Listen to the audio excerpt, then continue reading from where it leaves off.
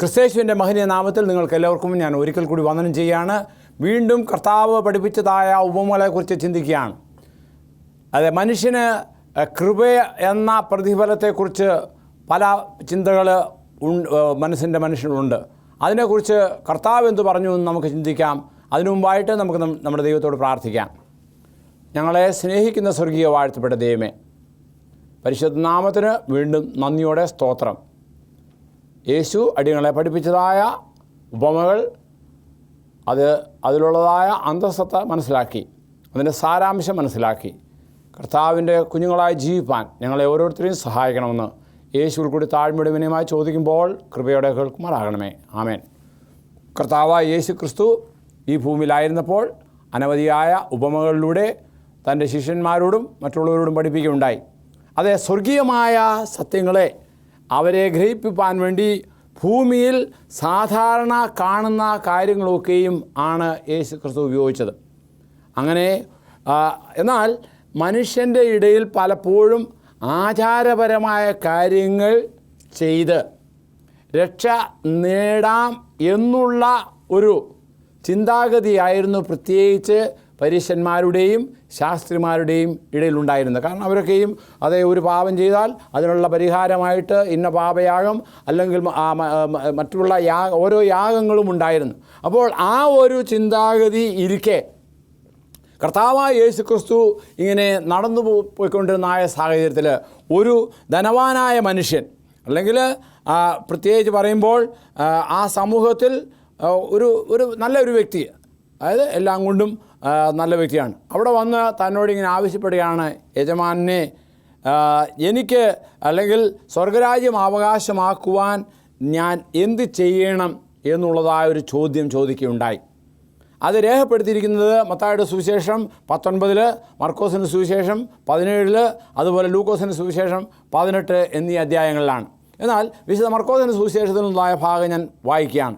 അനന്തരം ഒരുത്തൻ വന്ന് അവനോട്, ഗുരു, നിത്യജീവനെ പ്രാപിപ്പാൻ ഞാൻ എന്ത് ചെയ്യണം എന്ന് ചോദിച്ചതിന് അവൻ എന്നോട് നന്മയെക്കുറിച്ച് ചോദിക്കുന്ന എന്ത്? നല്ലവൻ ഒരുത്തനേ ഉള്ളൂ, ജീവനിൽ കടപ്പാൻ ഇച്ഛിക്കുന്നുവെങ്കിൽ കൽപ്പനകളെ പ്രമാണിക്ക എന്ന് അവനോട് പറഞ്ഞു. അവ ഏത് എന്നവൻ ചോദിച്ചതിന് യേശു, കൊല ചെയ്യരുത്, വ്യഭിചാരം ചെയ്യരുത്, മോഷ്ടിക്കരുത്, അങ്ങനെ കള്ളസാക്ഷ്യം പറയരുത്, അപ്പനെയും അമ്മയും ബഹുമാനിക്കുക, കൂട്ടുകാരൻ നിന്നെപ്പോലെ തന്നെ സ്നേഹിക്കുക എന്നിങ്ങനെ പറഞ്ഞു. യവനക്കാരൻ അവനോട്, ഇവയൊക്കെയും ഞാൻ പ്രമാണിച്ച് പോരുന്നു, ഇനി കുറവുള്ളത് എന്ത് എന്ന് പറഞ്ഞു. യേശു അവനോട്, സൽഗുണപൂർണനാകുവാൻ നീ ഇച്ഛിക്കുന്നുവെങ്കിൽ നീ ചെന്ന് നിനക്കുള്ളതൊക്കെയും വിറ്റ് ദരിദ്രർക്ക് കൊടുക്കുക, എന്നാൽ സ്വർഗത്തിൽ നിനക്ക് നിക്ഷേപമുണ്ടാകും, പിന്നെ വന്ന് എന്നെ അനുഗമിക്കുക എന്ന് പറഞ്ഞു. യവനക്കാരനോ വളരെ സമ്പത്തുള്ളവനായിരിക്കയാൽ ഈ വചനം കേട്ടിട്ട് ദുഃഖിച്ച് പോയി കളഞ്ഞു. അത് കേട്ട ശിഷ്യന്മാർ നിന്ന് ഏറ്റവും വിസ്മയിച്ചു. എന്നാൽ രക്ഷിക്കപ്പെടുവാൻ ആർക്ക് കഴിയുമെന്ന് പറഞ്ഞു. യേശു അവരെ നോക്കി, അത് മനുഷ്യർക്ക് അസാധ്യമെങ്കിലും ദൈവത്തിന് സകലവും സാധ്യമെന്ന് പറഞ്ഞു. അപ്പോൾ ഈ സാഹചര്യത്തെക്കുറിച്ച് നാം ഒന്ന് ചിന്തിച്ച് നോക്കുക. അതായത് ധനികനായ ഈ ചെറുപ്പക്കാരൻ യേശുവിനെ കാണാൻ വരുമ്പോൾ അവൻ്റെ മനസ്സിൽ കണിശമായിട്ടും അതേ, യേശുവിൻ്റെ ഒരു ശിഷ്യൻ ആകണം എന്നുള്ളതായ താല്പര്യമുണ്ടായിരുന്നു. അത് മനഃപൂർവ്വമായിട്ടുള്ളതായ ഒരു കാര്യമാണ്. എന്നാൽ അത് തന്നോട് അല്ലെങ്കിൽ യേശുവോടുള്ളതായ സംഭാഷണത്തിൽ അവനോട് പറഞ്ഞത് അവൻ വളരെ ഹൃദയസ്പർശിയായ ഒരു കാര്യം. എന്താണ്? അവൻ ദൈവത്തെക്കാൾ ഉപരി ധനത്തെ സ്നേഹിച്ചിരുന്നു, അല്ലെങ്കിൽ ധനമായിരുന്നു അവൻ്റെ ദൈവം. അപ്പോൾ അവനോട് നിനക്കുള്ളതൊക്കെയും വിറ്റ് സാധുക്കൾക്ക് കൊടുക്കുക, എന്നിട്ട് എന്നെ അനുഗമിക്കുക എന്ന് പറഞ്ഞപ്പോൾ വളരെ ദുഃഖിച്ച്, അവിടെ പറയുന്നത് എന്താണ്? യവനക്കാരൻ വളരെ സമ്പത്തുള്ളവനാകയാൽ ഈ വചനം കേട്ടിട്ട് ദുഃഖിച്ചു പോയി കളഞ്ഞു. അതിൽ നിന്ന് നാം പഠിക്കുന്നതാണ്, ധനമുണ്ടെങ്കിൽ കണിശമായിട്ടും അത് ഒരു തടസ്സമായിട്ട് നമുക്ക് മാറും. ഇന്നത്തെ കാലത്ത് മനുഷ്യൻ കൂടുതലും എന്താണ് ചെയ്യുന്നത്?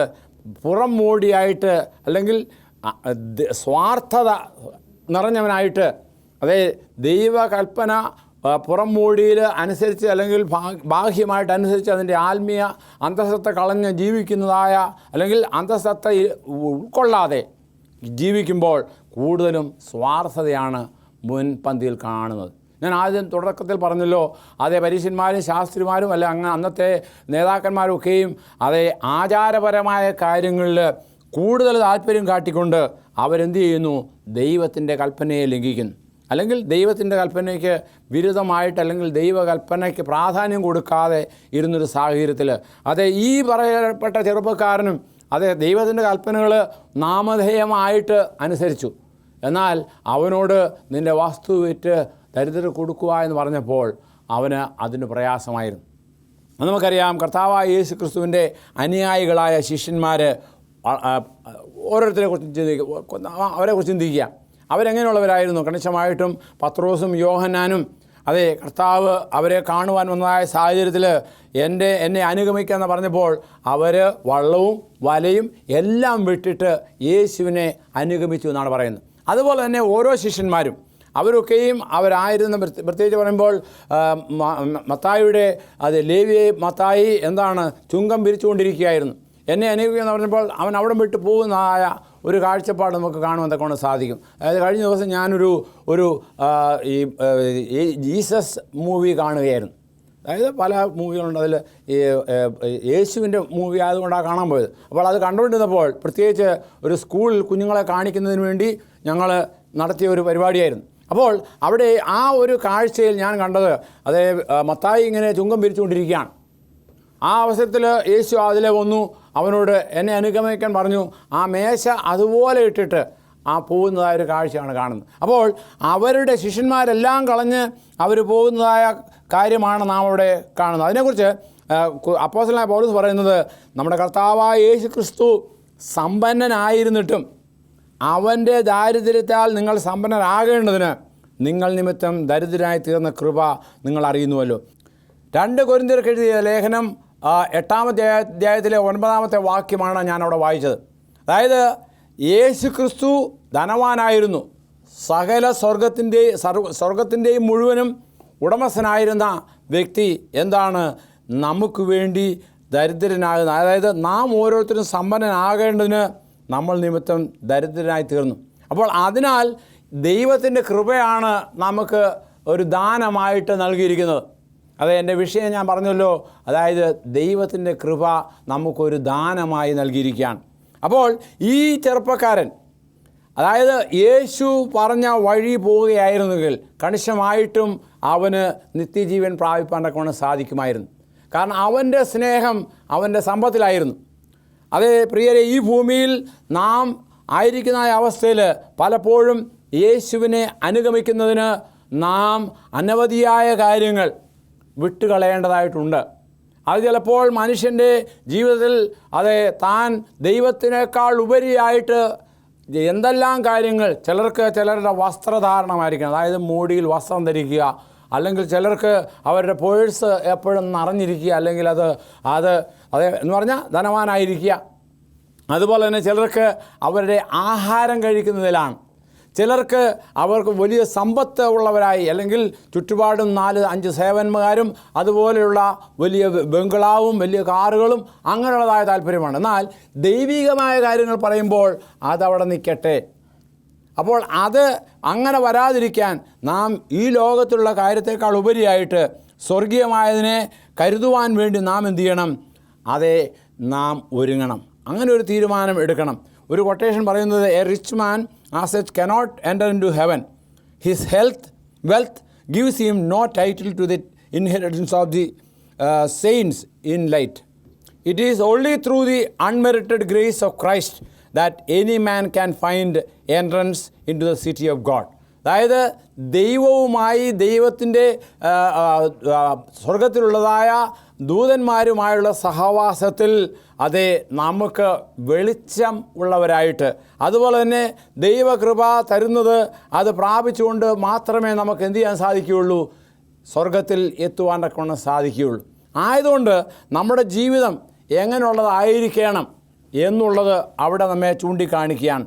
അതായത് പ്രത്യേകിച്ച് പറയുമ്പോൾ നമ്മുടെ ശരീരം, നമ്മുടെ ബുദ്ധി, നമ്മുടെ കഴിവ് അതെ പൂർണ്ണമായും നാം ദൈവസന്നിധിയിൽ നമ്മെ തന്നെ സമർപ്പിക്കുക. അപ്പോസ്തലനായ പൗലോസ് കൊരിന്ത്യ ലേഖനത്തിൽ പറയുമ്പോൾ 1 കൊരിന്ത്യർ 6-19-20 വാക്യങ്ങൾ ഞാൻ വായിക്കുകയാണ്. ദൈവത്തിൻ്റെ ദാനമായി നിങ്ങളിരിക്കുന്ന പരിശുദ്ധാത്മാവിൻ്റെ മന്ദിരമാകുന്നു നിങ്ങളുടെ ശരീരം എന്നും നിങ്ങളെ വിലയ്ക്ക് വാങ്ങിയിരിക്കിയാൽ നിങ്ങൾ താന്താങ്ങൾക്കുള്ളവരല്ല എന്നും അറിയുന്നില്ലയോ? ആകയാൽ നിങ്ങളുടെ ശരീരം കൊണ്ട് ദൈവത്തെ മഹത്വപ്പെടുത്തുവിൻ. അപ്പോൾ നാം പൂർണ്ണമായിട്ടും ദൈവ കാര്യങ്ങൾക്ക് വേണ്ടി എന്തു ചെയ്യണം? നമ്മെ തന്നെ സമർപ്പിക്കണം. എങ്കിൽ മാത്രമേ നമ്മുടെ ജീവിതം കൊണ്ട് എന്തെങ്കിലും പ്രയോജനം ഉണ്ടാകുകയുള്ളൂ. അതായത് നമുക്കറിയാം, ധനം സമ്പാദിക്കാൻ സാധിക്കും, എന്നാൽ ആ ധനം സ്വർഗീയമായതിന് ഒരിക്കലും നമ്മെ മുതൽ കൂട്ടുകയില്ല. എന്നാൽ ആ ധനം സമ്പാദിച്ചത് മറ്റുള്ളവർക്ക് കൊടുക്കുകയാണെങ്കിൽ, അതാണല്ലോ ദൈവം പറഞ്ഞത്, നിങ്ങളെ നിക്ഷേപം എവിടെ ഉണ്ടാക്കണം? സ്വർഗത്തിലാണ്, ഇവിടെയല്ല. ഇവിടെ ഇപ്പോൾ എല്ലാവരും റിയൽ എസ്റ്റേറ്റിൻ്റെ വേലയിലാണ്, അല്ലെങ്കിൽ വീടുകൾ പണിയുന്നതിൻ്റെ വേലയിലാണ്. അങ്ങനെ ഒത്തിരി വാരി കൂട്ടുകയാണ്. പക്ഷെങ്കിൽ ഇതെല്ലാം കളഞ്ഞിട്ട് പോകേണ്ടതായ ഒരു സാഹചര്യം വരും. ആയതുകൊണ്ട് നാം അതല്ല കരുതേണ്ടത്. അപ്പോസ്തലനായ പൗലോസ് തൻ്റെ ജീവിതത്തിൽ എടുത്തൊരു തീരുമാനം, അതിനെക്കുറിച്ച് ഫിലിപ്പി ലേഖനത്തിൽ നാം വായിക്കുന്നുണ്ട് 3:7-8. എങ്കിലും എനിക്ക് ലാഭമായിരുന്നത് ഒക്കെയും ഞാൻ ക്രിസ്തു നിമിത്തം ഛേദമെന്നിരിക്കുന്നു. അത്രയുമല്ല, എൻ്റെ കർത്താവായ യേശു ക്രിസ്തുവിനെക്കുറിച്ചുള്ളതായ പരിജ്ഞാനത്തിൻ്റെ ശ്രേഷ്ഠ നിമിത്തം ഞാൻ എപ്പോഴും എല്ലാം ഛേദമെന്നെണ്ണുന്നു. അപ്പോൾ അപ്പോസ്തലനായ പൗലോസ് ഭൗമിക അളവിൽ വളരെ പ്രാപ്തനായ ഒരു വ്യക്തിയായിരുന്നു.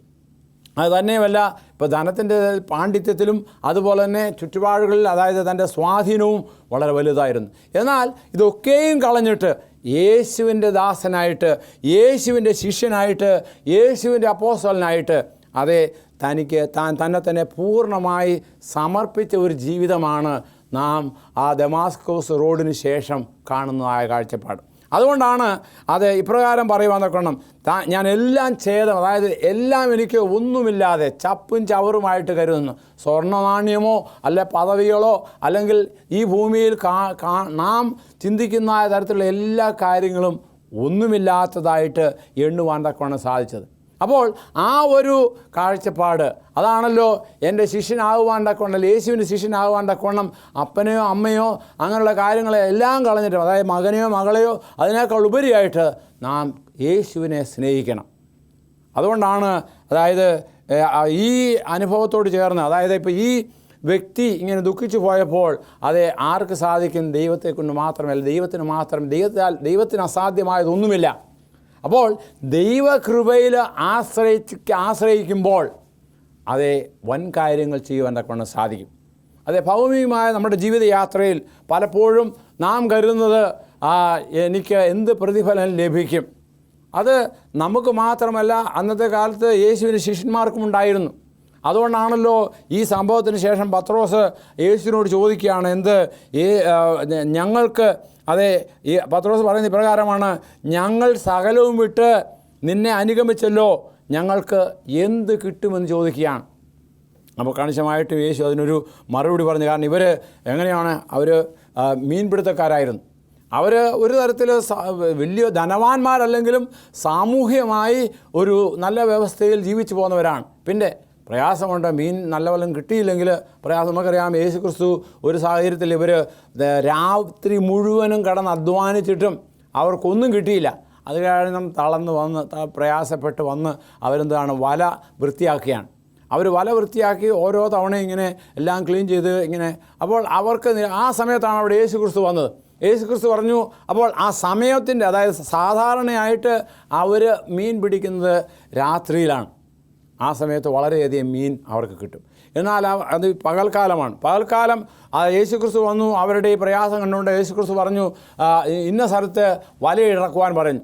അപ്പോൾ വലയിൽ ഇറക്കുവാൻ പറഞ്ഞപ്പോൾ പത്രോസിനും മറ്റ് അവിടെ കൂടെ ഇരുന്നവർക്കും ഒരു മടിയായിരുന്നു. കാരണം അവർ നല്ലവണ്ണം മീൻ പിടിച്ച് പരിചയസമ്പന്നരാണ്. അപ്പോൾ ആ ഒരു അവസരത്തിൽ മീൻ കിട്ടുകയില്ല, അല്ലെങ്കിൽ മീൻ ഉണ്ടാകുകയില്ല എന്നുള്ളത് ആണ് അവരുടെ ചിന്താഗതി. പക്ഷേ യേശു പറഞ്ഞു, അപ്പോൾ പറയുകയാണ്, നീ പറഞ്ഞതനുസരിച്ച് ഞങ്ങൾ വലയിറക്കി അവർ വല കീറുമാറ്, അല്ലെങ്കിൽ അത്രയധികം മീൻ ലഭിച്ചു എന്നുള്ള സംഭവം അതേ സുവിശേഷങ്ങളിൽ രേഖപ്പെടുത്തിയിട്ടുണ്ട്. അപ്പോൾ ഇവിടെ നാം കാണുന്നത് എന്താണ്? അതായത് യേശുവിൻ്റെ വഴികളിൽ പോകുമ്പോൾ അതേ നമുക്ക് പ്രതിഫലമുണ്ടാകും. അതിനെക്കുറിച്ച് യേശു അവരോട് പറഞ്ഞതാണ്.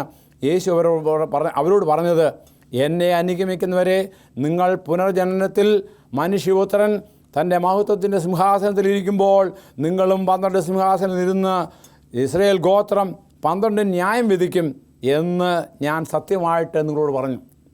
അപ്പോൾ യേശുക്രിസ്തു പറഞ്ഞ ഈ വാക്കുകൾ അത് എത്രമാത്രം ഫലവത്താണ് എന്ന് നമുക്ക് ചിന്തിക്കാം. കാരണം അതായത് 12 ഗോത്രങ്ങളെയും ന്യായം വിധിക്കുന്നതായ ഒരു സാഹചര്യത്തിലേക്ക് നമ്മെ എന്ത് ചെയ്യാണ്, അതായത് ഈ 12 ശിഷ്യന്മാരെയും വിളിക്കുകയാണ്. നമുക്കറിയാം 12 ശിഷ്യന്മാരിൽ ഒരു വ്യക്തി ആരായിരുന്നു? യൂദായിരുന്നു. യൂദ അവിടെ നിന്ന് അല്ലെങ്കിൽ കർത്താവിനെ ഒറ്റിക്കൊടുക്കുവാൻ തക്കവണ്ണം അവനും ദ്രവ്യാഗ്രഹിയായിരുന്നു. പണം ലഭിക്കാൻ വേണ്ടി, അതായത് 30 വെള്ളിക്കാശിന് കർത്താവ് ഒറ്റിക്കൊടുത്ത കാര്യങ്ങൾ നമ്മൾ പഠിക്കുന്നുണ്ട്. അപ്പോൾ ആ വ്യക്തി എന്ത് ചെയ്തു? അവസാനം മനസ്സിലായി താൻ ഉദ്ദേശിച്ച പോലെ കാര്യങ്ങളൊന്നും നീങ്ങുന്നില്ല എന്ന് കണ്ടപ്പോൾ താൻ എന്ത് ചെയ്തു? ആ പണം കൊണ്ട് വലിച്ചെറിഞ്ഞിട്ട് കെട്ടിത്തൂങ്ങി ചത്തു എന്ന് തിരുവചനം രേഖപ്പെടുത്തിയിട്ടുണ്ട്. എന്നാൽ 12 ശിഷ്യന്മാരിൽ ഒരാൾ നഷ്ടപ്പെട്ടതുകൊണ്ട് അതിന് തികവ് അല്ലെങ്കിൽ അത് കുറവ് നികത്തുവാൻ വേണ്ടി അവരെന്ത് ചെയ്തു? പിന്നീട് 2 പേരെ അവർ പ്രാർത്ഥിച്ച് വിളിച്ചു, അവർക്ക് വേണ്ടി ചീട്ടിട്ടു. അതിൽ മത്യാസിന് ചീട്ട് വീണു, അവനെയും കൂടി ചേർത്തു എന്ന് അപ്പോസ്തല പ്രവൃത്തികൾ നാം വായിക്കുന്നുണ്ട്. അപ്പോൾ ആ 12 പേര് ഈ പറഞ്ഞതായ യേശുക്രിസ്തു പറഞ്ഞതായ കാര്യത്തിന് വേണ്ടി നിയോഗിക്കപ്പെട്ടവരാണ്. അങ്ങനെ അവർ നിങ്ങളും 12 സിംഹാസനത്തിൽ ഇരുന്ന് ഇസ്രായേൽ ഗോത്രം 12 ന്യായം വിധിക്കും എന്ന് ഞാൻ സത്യമായിട്ട് നിങ്ങളോട് പറയുന്നു എന്ന് പറഞ്ഞ കാര്യങ്ങൾ നിവൃത്തിയാകുവാൻ വേണ്ടിയാണ്. അപ്പോൾ ഈ ദൈവത്തിൻ്റെ വേലയ്ക്ക് വേണ്ടി ഇറങ്ങി പുറപ്പെടുന്നവർക്ക് ഈ ഭൂമിയിൽ വെച്ച് തന്നെ അനുഗ്രഹം ദൈവം തരും. അതുമാത്രമല്ല, സ്വർഗത്തിലും കണിശമായിട്ടും അതെ, ആ പ്രതിഫലം ഇച്ഛിക്കുന്നതിന് വേണ്ടിയല്ല, പിന്നെയോ സ്വാർത്ഥതയില്ലാതെ ദൈവികമായ ദൈവവേലകൾ ചെയ്യുക. അങ്ങനെ ചെയ്യുമ്പോൾ കണിശമായിട്ടും ദൈവം നമ്മെ അനുഗ്രഹിക്കും. അതിനെക്കുറിച്ച് കർത്താവായ യേശുക്രിസ്തു വേറൊരു രൂപം പറഞ്ഞത് ഞാൻ നിങ്ങളോട് പറയുവാൻ ആഗ്രഹിക്കുകയാണ്. മത്തായിയുടെ സുവിശേഷത്തിൽ 20-ാമത്തെ അധ്യായത്തിലാണ് സ്വർഗ്ഗരാജ്യം തൻ്റെ മുന്തിരിത്തോട്ടത്തിൽ വേലക്കാരെ വിളിക്കേണ്ടതിന് പുലർച്ചയ്ക്ക് പുറപ്പെട്ട വീട്ടുടയവന് സദൃശ്യം. വേലക്കാരനോട് ഒരു ദിവസത്തേക്ക് ഓരോ വെള്ളിക്കാശ് പറഞ്ഞു ഒത്തിട്ട് അവരെ മുന്തിരിത്തോട്ടത്തിൽ വിട്ടു. അതിനുശേഷം 3-ാം മണി നേരത്തെ താനിതുപോലെ നോക്കിയപ്പോൾ കുറേ പേര് ചന്തയിൽ മെനക്കെട്ട് നിൽക്കുന്നതായിട്ട് കണ്ടു. അവരോടും പറഞ്ഞു, പോവുകയും നിങ്ങളും പോയി ജോലി ചെയ്യുക. അത് കഴിഞ്ഞ് 6-ാം മണി നേരത്ത് അതുപോലെ കണ്ടു. അങ്ങനെ ഇവരെല്ലാം പറഞ്ഞു, അവർക്ക് ജോലി കൊടുത്തു, അവരെ ജോലി ചെയ്തു. അതിനുശേഷം അവർക്കുള്ള വേതനം കൊടുക്കുവാൻ, അവർക്കുള്ള ശമ്പളം കൊടുക്കുവാൻ തക്കവണ്ണം വിളിച്ചു. അപ്പോൾ മുമ്പ് വന്നവൻ മുതൽ താഴോട്ടുള്ള എല്ലാവർക്കും ഓരോ വെള്ളിക്കാശ് കൊടുത്തു. അപ്പോൾ ആദ്യം വന്നവർ അവിടെ നിന്ന് പിറുപിറുത്തു, ഞങ്ങൾ നേരത്തെ വന്നതാണല്ലോ, ഞങ്ങൾക്ക് എന്തുകൊണ്ട് കുറേ കൂടുതൽ വന്നുകൂടാ. പക്ഷേ ഉടനെ യേശു പറഞ്ഞ ആ യജമാനൻ ഇങ്ങനെ പറഞ്ഞു, അവൻ ഉത്തരം പറഞ്ഞത്, സ്നേഹിത, ഞാൻ നിന്നോട് അന്യായം ചെയ്യുന്നില്ല. നീ എന്നോട് ഒരു പണം പറഞ്ഞു ഒത്തില്ലയോ? നിൻ്റേത് വാങ്ങിപ്പോയിക്കൊള്ളുക. നിനക്ക് തന്നതുപോലെ ഈ പിമ്പന് കൊടുപ്പാൻ എനിക്ക് മനസ്സ്. അങ്ങനെ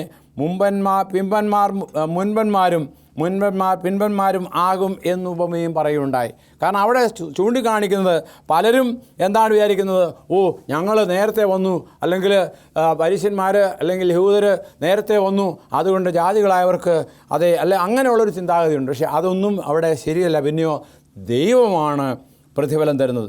ദൈവം തരുന്ന പ്രതിഫലം പ്രാപിക്കുക എന്നുള്ളതാണ് നാം ചെയ്യേണ്ടത്. അതല്ലാതെ എനിക്ക് കൂടുതൽ വേണം, കുറവ് വേണം, അങ്ങനെ ന്യായവാദം ചെയ്യുവാൻ തക്കവണ്ണം നമുക്ക് അവകാശമില്ല. വീണ്ടും യെശയ്യാപ്രവാചകൻ പ്രകാരം പറയുന്നു, 55 8 9 വാക്യങ്ങൾ ഞാൻ വായിക്കുന്നു, എൻ്റെ വിചാരങ്ങൾ നിങ്ങളുടെ വിചാരങ്ങളല്ല, നിങ്ങളുടെ വഴികൾ എൻ്റെ വഴികളുമല്ല എന്ന് യഹോവ അരുളി ചെയ്യുന്നു. ആകാശം ഭൂമിക്ക് മീതെ ഉയർന്നിരിക്കുന്ന പോലെ എൻ്റെ വഴികളെല്ലാം നിങ്ങളുടെ വഴികളിലും നിങ്ങളുടെ വിചാരങ്ങളിലും ഉയർന്നിരിക്കുന്നു. അപ്പോൾ നാം ചിന്തിക്കുന്ന രീതിയല്ല ദൈവം ചിന്തിക്കുന്നത്. അപ്പോൾ ഇവിടെ ആ യജമാനൻ്റെ ഉപമ പറഞ്ഞപ്പോൾ അവിടെ യജമാനൻ ചിന്തിക്കുന്ന രീതി നാം ചിന്തിക്കരുത്. അവന് യുക്തമായത് അവൻ ചെയ്യും.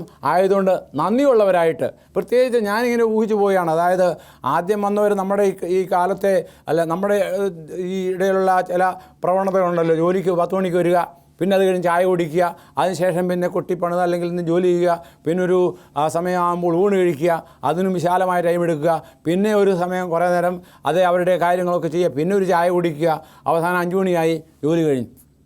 എന്നാൽ അതിനേക്കാൾ ഉപരിയായിട്ട് കോൺട്രാക്റ്റ് പണി ചെയ്യുന്നവരുണ്ടല്ലോ, അവരവരുടെ വേല തീർത്ത് പെട്ടെന്ന് ചെയ്യാൻ വേണ്ടി അവരെ ഒരാഴ്ച ചെയ്യേണ്ടത് 1 ദിവസം കൊണ്ട് അല്ലെങ്കിൽ 2 ദിവസം കൊണ്ട് ചെയ്ത് തീർത്തിട്ട് അവർ കാശും വാങ്ങിച്ചു പോകുന്നു. അപ്പോൾ എന്ന് പറഞ്ഞ പോലെ ഈ അവസാന നിമിഷത്തിൽ വന്നവനായിരിക്കും വേണമെങ്കിൽ കൂടുതൽ വേല ചെയ്തത് എന്ന് ഞാൻ നിരൂപിക്കുകയാണ്. പക്ഷെങ്കിൽ ദൈവത്തിൻ്റെ ഇഷ്ടം എന്താണെന്ന് നമുക്കറിയില്ല. പക്ഷേ ദൈവം ചെയ്യുന്നത് അത് തൻ്റെ ഇഷ്ടമാണത്. പക്ഷേ അത് നല്ലതായിരിക്കും.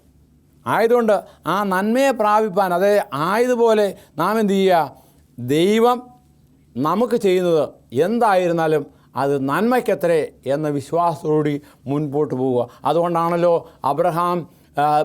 അബ്രഹാമിനെക്കുറിച്ച് പറയുമ്പോൾ വിശ്വാസികളുടെ പിതാവ് എന്ന് പറയുന്നു. അത് പറയാനുള്ള കാരണം എന്താണെന്ന് അറിയാമോ? യേശു ക്രിസ്തുവിനെ അല്ലെങ്കിൽ ദൈവം പറഞ്ഞ കാര്യങ്ങളൊക്കെയും ചെയ്യുവാൻ പൂർണ്ണ മനസ്സ് അബ്രഹാമിനുണ്ടായിരുന്നു. അതെ, ആ അബ്രഹാമിൻ്റെ മനോഭാവമാണ് നമുക്ക് ഓരോരുത്തർക്കും വേണ്ടത്. കാരണം അതായത് തൻ്റെ മകനെ ബലി കഴിപ്പാണ്ടക്കോണം ദൈവം അവനോട് ആവശ്യപ്പെട്ടപ്പോൾ, അതേ പ്രത്യേകിച്ച് പറയുമ്പോൾ താൻ മറ്റുള്ളവരുടെ അതിനെക്കുറിച്ച് ആലോചിച്ചില്ല. പിറ്റേ ദിവസം രാവിലെ തന്നെ കൂപ്പിട്ടു, അതേ കാര്യങ്ങളെല്ലാം റെഡിയാക്കി ദാസന്മാരെ വിളിച്ചു, അവരോടുകൂടി പോവുകയാണ് ചെയ്യുന്നത്. വേദപുസ്തകം പറയുന്നത് താൻ പോയി അവിടെ ഭാര്യയോട് കൺസൾട്ട് ചെയ്യുകയോ ഭർത്താവിനോട് അല്ലെ മറ്റുള്ള സഹോദരനോട് കൺസൾട്ട് ചെയ്യുകയോ അങ്ങനെയുള്ള കാര്യങ്ങളൊന്നും ചെയ്തില്ല. തന്നോട് പറഞ്ഞതായ കാര്യം ചെയ്യുവാൻ വേണ്ടി താൻ പുറപ്പെട്ടു. അതേ, അതിനെക്കുറിച്ച് തിരുവചനം അനുശാസിക്കുന്നത് എന്താണ്?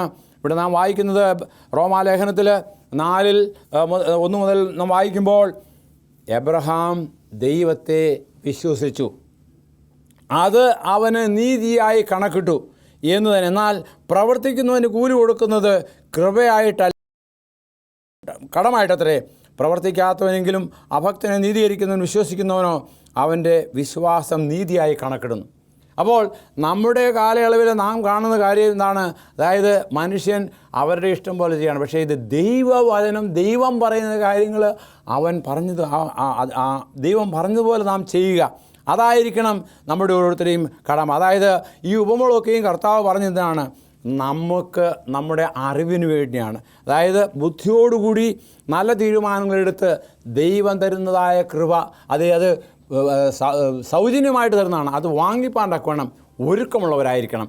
ആയതുകൊണ്ട് എന്നെ കേട്ടുകൊണ്ടിരിക്കുന്ന ഓരോരുത്തരുമേ, അബ്രഹാമിന് വിശ്വാസം നീതിയായി കണക്കിട്ടതുപോലെ നാമും വിശ്വാസത്തിൽ തികഞ്ഞവരായി, അബ്രഹാമിനെ പോലെ വിശ്വാസത്തിൽ തികഞ്ഞവരായി തീരുവാൻ തക്കണം ദൈവം നമ്മെ ഓരോരുത്തരെയും സഹായിക്കട്ടെ. നമുക്ക് നമ്മുടെ ദൈവത്തോട് പ്രാർത്ഥിക്കാം. ഞങ്ങളെ അത്യധികമായി സ്നേഹിക്കുന്ന സ്വർഗീയ വാഴ്ത്തപ്പെട്ട ദൈവമേ, പരിശുദ്ധ നാമത്തിന് വീണ്ടും നന്ദിയോടെ സ്തോത്രം. ഇതുവരെയും ഞങ്ങൾക്ക് അവിടുന്ന് ഒരുക്കി തന്നതായ തിരുവചന ധ്യാനത്തിന് നന്ദിയോടെ സ്തോത്രം.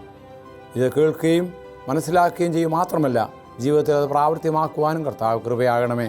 അവിടുന്ന് തരുന്ന കൃപകളെ പ്രാപിപ്പാൻ, അത് പൂർണ്ണമായി പ്രാപിച്ചുകൊണ്ട് നന്ദിയുള്ളവരായിരിക്കാൻ ഞങ്ങളെ സഹായിക്കണമേ. യേശുവിൽ കൂടി താഴ്മയുടമനെയുമായി ചോദിക്കുമ്പോൾ കൃപയോടെ കേൾക്കുമാറാകണമേ. ആമേൻ. എന്നെ കേട്ടുകൊണ്ടിരിക്കുന്ന എല്ലാവർക്കും എന്നെ നന്ദി അറിയിക്കുന്നു. കണിശമായിട്ടും നിങ്ങൾക്ക് കൂടുതലായി എന്തെങ്കിലും അറിയുവാനുള്ളതായ വിഷയങ്ങളോ പ്രാർത്ഥനയ്ക്കായുള്ള വിഷയങ്ങളോ ഉണ്ടെങ്കിൽ താഴെ കൊടുത്തിരിക്കുന്നതായ മേൽവിലാസത്തിൽ ഞങ്ങളെ എഴുതി അറിയിക്കുക. ഞങ്ങളുടെ ടീം അതിനുവേണ്ടി വേണ്ട കാര്യങ്ങൾ ചെയ്യുന്നതാണ്.